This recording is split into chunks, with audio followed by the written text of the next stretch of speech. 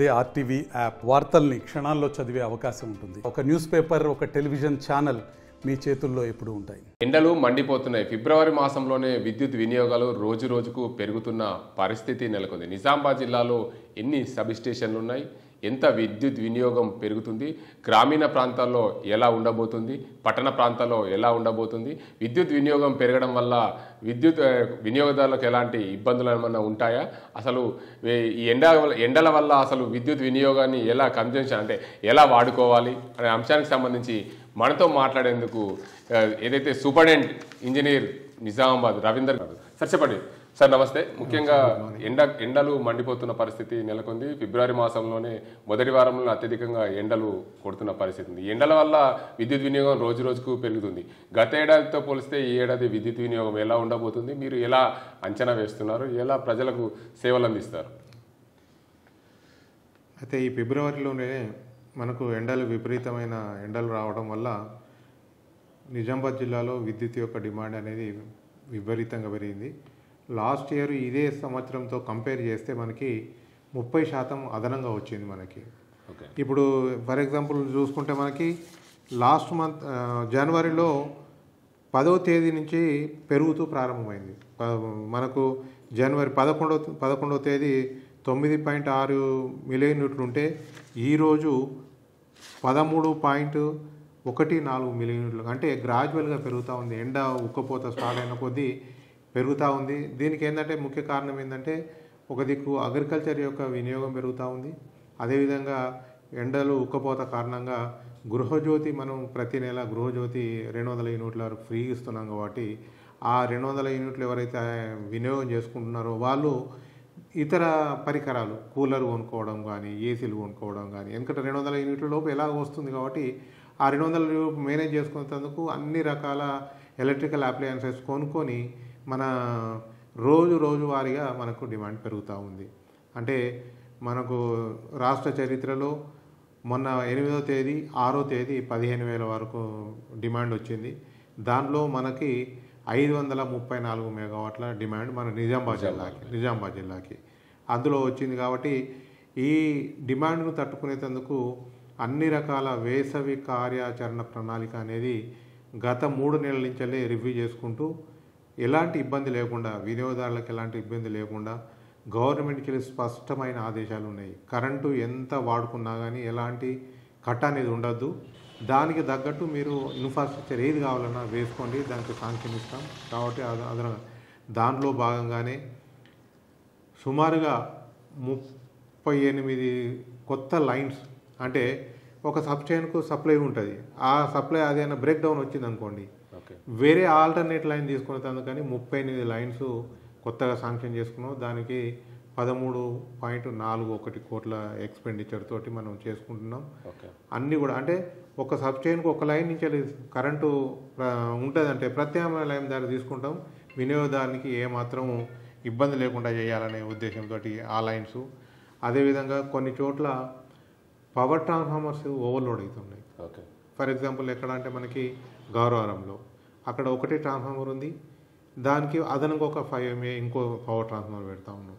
పడకల్లో ఒకటి ట్రాన్స్ఫార్మర్ ఉంది, ఇంకోటి. ఆ విధంగా 4 చోట్ల చౌట్పల్లి, గౌరారం, పడకల్, తర్వాత కూనీపూర్, ఈ 4 చోట్ల పవర్ ట్రాన్స్ఫార్మర్ యొక్క కెపాసిటీ పెంచడం కానీ అదనపు ట్రాన్స్ఫార్మర్ పెట్టడం కానీ జరుగుతూ ఉంది. అదేవిధంగా ఇంకా ముఖ్యంగా ఈ వేసవిలో ప్రజలకు ఇబ్బంది చేసేది అంటే ట్రాన్స్ఫార్మర్ల యొక్క ఓవర్లోడ్ అనేది చాలా ఇంపార్టెంట్. వాటితోటి మనకు మనకి ఇబ్బంది అవుతుంది. కాబట్టి 3 నెలల క్రితం నుంచే మనకి ఓవర్లోడ్ ఎక్కడుందో ఐడెంటిఫై చేసుకున్నాం. మనం సుమారుగా మన జిల్లాలో 777 ట్రాన్స్ఫార్మర్లకు అదనపు లోడు లేక ట్రాన్స్ఫార్మర్ పెంచేందుకు మనం ప్రణాళికలు చేసుకొని ఎస్టిమేట్ శాంక్షన్ చేసుకున్నాం. వర్క్స్ కూడా అవుతున్నాయి. దాదాపు 250 ట్రాన్స్ఫార్మర్ల వరకు కొత్త పెట్టినాం. ఈ రోజు వరకు కూడా ఇంకా టాంక్ టెస్టర్ రీడింగ్స్, ట్రాన్స్ఫార్మర్ల దగ్గర టాంక్ టెస్టర్ తీసుకొని దాని ప్రకారం ఏది ఇంకా రాబోయే సీజన్లో ఇంకా దాదాపు 20% పెరుగుతుంది. కాబట్టి దానికి అనుగుణంగా ఎక్కడైతే ఓవర్లోడ్ కాబోతుందో ఆ ప్రాంతాలని స్పెషల్గా తీసుకొని వాటి చోట కొత్త ట్రాన్స్ఫార్మర్లు పెట్టేందుకు ప్రణాళికలు చేసుకున్నాం. అయితే సార్ చెప్పండి, ముఖ్యంగా గృహ వినియోగాలు జిల్లా వ్యాప్తంగా ఎన్ని సర్వీస్ కనెక్షన్లు ఉన్నాయి, అదే వ్యవసాయానికి సంబంధించిన సర్వీస్ కనెక్షన్లు ఎన్ని ఉన్నాయి? మన నిజామాబాద్ జిల్లాలో మొత్తం 4,80,000 గృహానికి సంబంధించిన సర్వీసులు ఉన్నాయి. అదేవిధంగా 1,85,000 సర్వీసులు వ్యవసాయానికి సంబంధించినవి ఉన్నాయి. మిగతా ఒక 9,000 వరకు HT and LT industrial services ఉన్నాయి. దీనిలో ఈ 4,80,000 గృహ వినియోగదారులలో 2,79,000 కన్జ్యూమర్లకు గృహజ్యోతి ద్వారా లింక్ చేసి 200 యూనిట్ల వరకు ఫ్రీ ఇస్తున్నాం మనం. గత మార్చి నుంచి గృహజ్యోతి అమలు అవుతుంది. గత మార్చిలో 2,79,000, తర్వాత కొత్తగా అడిషన్స్ ఏం కాలేదు, ఎందుకంటే కొత్త ప్రజాపాలన ఇంకా మనకేం రాలే. 2,79,000 ప్రతి నెల వాళ్ళకు సుమారుగా జీరో బిల్లు రూపంలో 10 కోట్ల రూపాయల వరకు సబ్సిడీ ఇస్తున్నాం మన జిల్లాలో. సో మార్చి నుంచి ఇప్పటి వరకు 101 కోట్ల సబ్సిడీ రూపంలో గవర్నమెంట్ మాకు సంబంధించింది మనం జీరో బిల్స్ ఇచ్చేసాం. అయితే సార్ చెప్పండి, ముఖ్యంగా ఏదైతే ఇప్పుడు విద్యుత్ వినియోగం పెరుగుతున్న నేపథ్యంలో పట్టణ ప్రాంతాల్లో ఏదైతే 4 లక్షల సర్వీస్ కనెక్షన్ ఉన్నాయి, అంటే గ్రామాలు పట్టణాలు అన్ని ప్రాంతాల్లో కలిసి ఈ ఇండ్లకు సంబంధించిన సర్వీస్ కనెక్షన్లలో ఎంత విద్యుత్ వినియోగం అవకాశం ఉంది, అదే వ్యవసాయానికి సంబంధించి ఏమైనా పెరుగుతుందా ఈ రెండింటికి మధ్యలో? మనకు ఇప్పుడు టోటల్గా 13.41 బిలియన్ యూనిట్స్ వాడుతున్నాం మనం ఈరోజు. దీనిలో మనం చూసుకుంటే 35% అంటే దాదాపుగా 4 మిలియన్ యూనిట్స్ అగ్రికల్చర్ సర్వీస్కు, అగ్రికల్చర్ వాటా కింద ఆ కేటగిరీకి వెళ్ళిపోతుంది.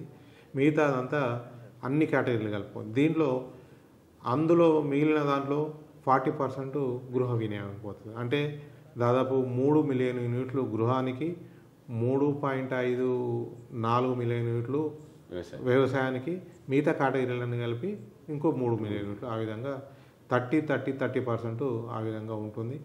ఈ రానున్న రోజులలో ఫిబ్రవరి, మార్చ్, ఏప్రిల్ 15 దాకా మనకు వ్యవసాయ వినియోగము ట్రెమెండస్గా పెరుగుతూ ఉంటుంది. దానికి అనుగుణంగా అన్ని చర్యలు తీసుకున్నాం. అయితే సార్ ఇప్పుడు గృహజ్యోతి అన్నారు, 2,79,000 గృహజ్యోతి కనెక్షన్లు ఉన్నాయి. ఈ విద్యుత్ వినియోగం పెరగడం వల్ల ఆ గృహజ్యోతి కనెక్షన్లు ఏమన్నా అంటే వాళ్ళకు సబ్సిడీ రాకుండా పోయే కనెక్షన్లు ఏమైనా ఉంటాయా? ఉంటాయి. ఇప్పుడు మనకి 2,79,000 సర్వీసులకు మనం గృహజ్యోతి లింక్ చేసాం మనం. ఆ గృహజ్యోతి లింక్ అయిన వాటిల్లో ఎవరైతే 200 యూనిట్ల లోపు కాల్చుకుంటారో వాళ్ళకు జీరో బిల్ ఇచ్చేస్తాం మనం.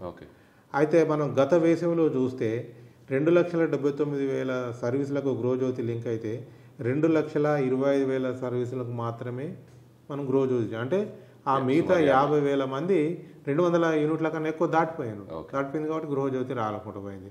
అంటే ఈ గృహజ్యోతులు ఏంటంటే ఆ నెల గృహజ్యోతి 200 యూనిట్లు దాటితే ఆ నెలకే రాదు, మళ్ళీ నెక్స్ట్ మంత్ 200 యూనిట్లు లోపు వస్తే వాళ్ళకి ఎప్పుడో మళ్ళీ గృహజ్యోతి వస్తుంది. కాబట్టి చాలా వినియోగదారులు ఈ సమ్మర్లో 200 యూనిట్లు దాటిన వాళ్ళకి రాదు, కానీ మిగతా వాళ్ళందరికీ మనం ఇవ్వబోతున్నాం.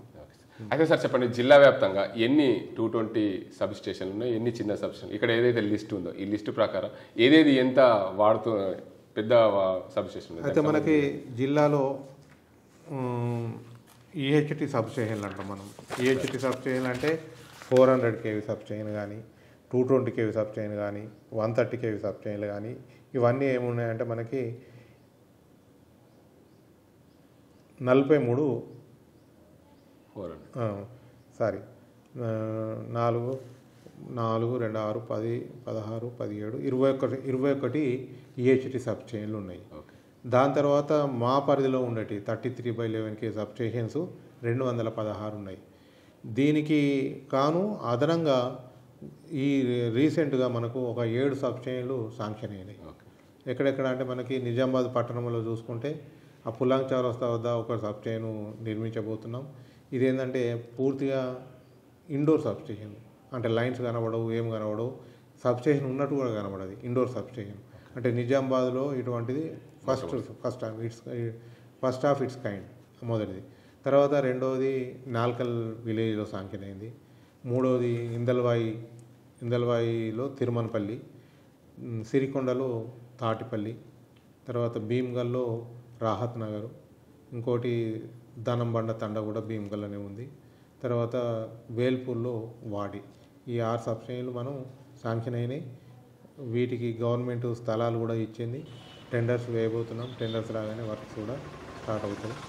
ఇంకా చాలా డిమాండ్ అంటే గౌరవనీయులైన ప్రజాప్రతినిధులు ఇంకా కొద్దిగా డిమాండ్ చేస్తూ ఉన్నారు. అంటే బోధన్ దగ్గర ఆచన్పల్లి ఒకటి కావాలని కోరుతూ ఉన్నారు. అదేవిధంగా ఇంకా గన్నారం డిచ్పల్లి దగ్గర గన్నారం కావాలని గౌరవనీయ ప్రజాప్రతినిధులు కోరుతూ ఉన్నారు. వాళ్ళు కోరిన విధంగా ఎస్టిమేట్లు వేసి పంపుతాం. ఇప్పుడు ఎందుకంటే ఎమ్మెల్సీ కోడ్ ఉంది కాబట్టి ఎలాంటి శాంక్షన్స్ రావు. వచ్చిన తర్వాత శాంక్షన్ వస్తే వాళ్ళకి దానికి అనుగుణంగా పనులు కూడా చేసుకుంటాం. అదే సార్, మీరు ఇందాక ఒక మాట చెప్పారు ఇండోర్ సబ్ స్టేషన్ అని. ఇండోర్ సబ్ స్టేషన్ ఇప్పుడు మీరు ఏదైతే 7 ప్రాంతాల్లో చెప్పారో అవన్నీ కూడా ఇండోర్లో ఒక నిజామాబాద్ టౌన్లోనే. ఓన్లీ నిజామాబాద్ టౌన్ రైతు బజార్ దగ్గర మాత్రమే ఇండోర్. అంటే ఇక మిగతా రూరల్ గ్రామీణ ప్రాంతాలు ఏదో నార్మల్గా సబ్ చేయని ఏ విధంగా ఆ విధంగా. ఎందుకంటే ఇక్కడ అంత ప్లేస్ దొరకదు, స్థలంతో ఉంటుంది కాబట్టి ప్లేస్ దొరకదు కాబట్టి తక్కువ స్థలంలో సబ్ చైన్ కట్టాలంటే మనకు ఇండోర్ సబ్ చైన్ అయితేనే వీలవుతుంది. అందుకొరకు చిన్న ఒక 1000 గజాల జాగా ఉంటే మనకు ఇండోర్ సబ్ చైన్ అవుతుంది. అదే మనం బయట పోతుందంటే 1 ఎకర్ కావాల్సి వస్తుంది. అంటే 4800 గజాలు ఉంటే మనం సబ్ చైన్ వేస్తాం. ఇక్కడ మాత్రం 1000 గజాలలో మాత్రమే సబ్ చైన్. అదే ఎలా సాధ్యం సార్ ఇండోర్ సబ్ స్టేషన్ అంటే? ఎట్లా దాన్ని అన్ని అది లైన్స్ ఉండవు, బయటకు లైన్స్ కావు, ఓన్లీ కేబుల్సే. కేబుల్స్ అంటే ఒకదాని మీద ఒకటి కేబుల్ వేసుకొని పోవచ్చు. లైన్ అంటే ఒకదాని మీద ఒకటి వేరాదు కదా. అందుకొరకు ఆ కేబుల్లతోటి ప్లేస్ యొక్క తక్కువ ఆవశ్యకత తక్కువ ఉంటుంది కాబట్టి తక్కువ ప్లేస్లో అయినా సరిపోతుంది. ఓన్లీ ట్రాన్స్ఫార్మర్లు పెట్టేందుకు మాత్రమే జాగా కావాలి అంతే. మిగతా వారికి ఏం అవసరం లేదు.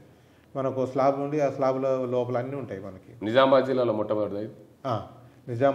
మొట్టమొదటి ఎలక్షన్ కాబోతుంది నిజామాబాద్ జిల్లాలోనే. హైదరాబాద్లో ఉన్నాయి ఇట్లాంటి. ఇది మన నిజామాబాద్లో కొత్త టెక్నాలజీతో కొత్తగా ఇండోర్ సబ్ స్టేషన్ మొట్టమొదటి. రానున్న రోజుల్లో విద్యుత్ వినియోగదారులకు ఏం చెప్తారు? ఎండాకాలం వస్తుంది, ఎండాకాలంలో ప్రజలు ఎలా విద్యుత్ వినియోగించుకోవాలని ఎలాంటి సందేశం ఇస్తారు? రానున్న రోజుల్లో విద్యుత్ వినియోగం విపరీతంగా పెరగబోతున్నది. దానికి నేను వినియోగదారులకు చెప్పే సలహా ఏంటంటే, విద్యుత్ అనేది చాలా ఎనర్జీ ఎప్పుడైతే ఉత్పత్తి చేసామో అప్పుడే వినియోగించుకోవాలి. ఎక్కడా కూడా దానికి పొదుపు అంటే స్టాక్ చేసేందుకు ఎక్కడ లేదు. చిన్నగా ఉంటాయి మనకు. సెల్ ఫోన్లో సెల్స్ ఉంటాయి చూడు, అవి స్టాక్ చేస్తాం కానీ పెద్ద మొత్తంలో స్టాక్ చేయలేము, మనం స్టోర్ చేయరాదు. అందుకొరకు విద్యుత్ అనేది నేషనల్ ఆదాయం అది. అందుకొరకు అట్లాంటి దాన్ని పొదుపు చేయాలి, వేస్ట్ చేయకండి. అంటే ఎప్పుడు అవసరం ఉంటే అప్పుడే వేసుకోవాలి, మళ్ళీ బంద్ చేసుకోవాలి. దాంతో విద్యుత్ పొదుపు అవుతుంది.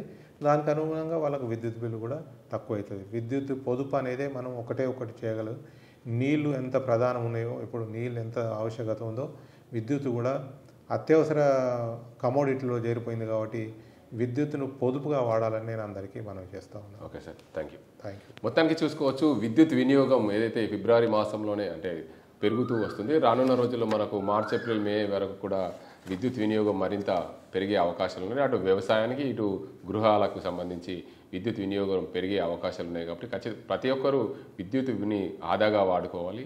ఏదైతే విద్యుత్ ఉంది కదా అని చెప్పి ఫ్యాన్ వేసుకోవడము, అనవసరంగా దాన్ని వాడడం వల్ల విద్యుత్ వినియోగం పెరిగి ఇతరులకు నష్టం జరుగుతుంది. దానివల్ల విద్యుత్ వినియోగాన్ని కాపాడుకొని తమ ఆదాయాన్ని కాపాడుకునే దిశగా ప్రయత్నాలు చేయాలి. అదేవిధంగా రానున్నది ఎండాకాలం కాబట్టి ప్రతి ఒక్కరూ ఎండలను దృష్టిలో పెట్టుకొని తమ గృహాలకు సంబంధించిన విద్యుత్ వినియోగాన్ని ఎంత ఆదా చేస్తే అంత బాగుంటుందని చెప్తున్నారు. దానికి అంతటికి సంబంధించి ఏదైతే మనం నిజామాబాద్ జిల్లాకు సంబంధించి చూసుకుంటే గత ఏడాదితో పోలిస్తే ఈ ఏడాది మరింత విద్యుత్ వినియోగం పెరిగే అవకాశాలు ఉన్నాయి. ఖచ్చితంగా ప్రజలందరూ ఏదైతే విద్యుత్ వినియోగానికి సంబంధించి పొదుపుగా వాడుకోవాలి. ఏదైతే గృహ జ్యోతి కింద ఏదైతే ప్రభుత్వము 2,79,000 మందికి గృహ కనెక్షన్లకు గృహజ్యోతి ఇస్తుంది. ఎండాకాలంలో విద్యుత్ వినియోగం వాడడం వల్ల 2,25,000 మందికి గత ఏడాది విద్యుత్ వినియోగం ఏదైతే గృహలక్ష్మి కింద ఇచ్చాం. ప్రతి సంవత్సరం కూడా విద్యుత్ ఏదైతే గత ఏడాది వాడిన పరిస్థితి ఈ సంవత్సరం కూడా అదేవిధంగా ఉండబోతుందని అనుకుంటున్నాం.